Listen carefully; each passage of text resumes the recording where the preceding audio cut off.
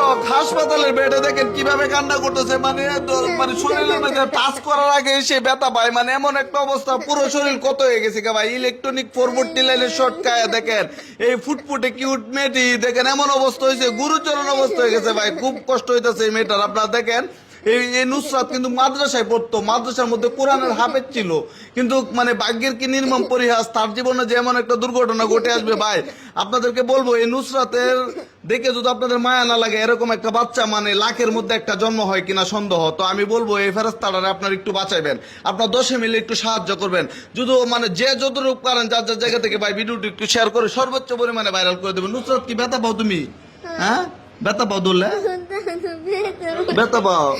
দেখেন মানে তার শরীরে টাচই করা যায় না ভাই। দয়া করে বলবো, তার এত কষ্ট হইতেছে, তার সে ঘুমাইতে পারে না, বইতে পারে না, শুইতে পারে না। হ্যাঁ দয়া করে বলবো ভাই নুসরাতকে একটু সাহায্য করেন। তার দাদির দেওয়া বিকাশ নাম্বার, এই নাম্বারটা কি তোমাদের নুসরাত? হ্যাঁ তোমাদের বিকাশ নাম্বার।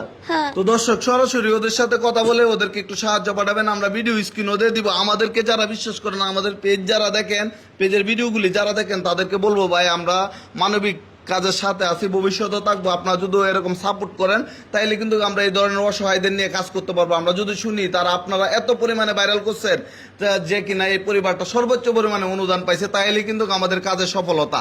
তো কত টাকা লাগবে আপনি কি জানেন চিকিৎসা ক্ষেত্রে? হ্যাঁ লাগবে তো 2 লাখ মতো, 2 লাখ লাখ টাকার মতো লাগবে। তো ভাই আপনাদের জন্য কোনো বিষয় না, মানে 2 লাখ টাকা আপনাদের জন্য কোনো বিষয় না। আপনার যদি 1 টাকা করে দেন ওই নুসরাতের চিকিৎসাটা হয়ে যাবে ভাই। আমি দয়া করে বলবো, তার মা 9 মাস থাকতে তারা রেখে চলে গেছে। হ্যাঁ বাপ আরেকটা বিয়ে করছে, সব মিলে মানে পরিবারটা এমন অবস্থা। বাপে যতই দেখুক, আপনারা জানেন পরবর্তী বউ আসলে সন্তানের প্রতি কতটুকু মানে ডিফারেন্স থাকে। তো যাই হোক, তো আমি বলবো তারপরও বাপে এই যে হাসপাতালে যতদিন ধরে নুসরাত ভর্তি, এতদিন ধরে বাপে সময় দিতেছে।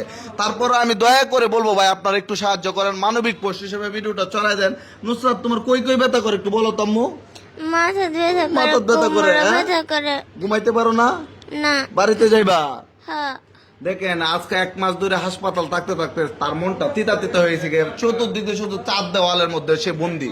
তো 1 মাস থেকে বেশি। তো দয়া করে বলবো ভাই এই ভিডিওটি এত পরিমাণে ভাইরাল করবেন, আমরা যাতে আয়সা শুনি এই পরিবারটা এত হাসি খুশি আছে, যে আপনাদের উসিল্লা এই পরিবারটা মানে চিকিৎসা করে এই নুসরাতকে নিয়ে তার মা বাবা বা তার দাদি তাদের বাড়িতে নিয়ে গেছে। এই অনুরোধ আপনাদের কাছে ভাই।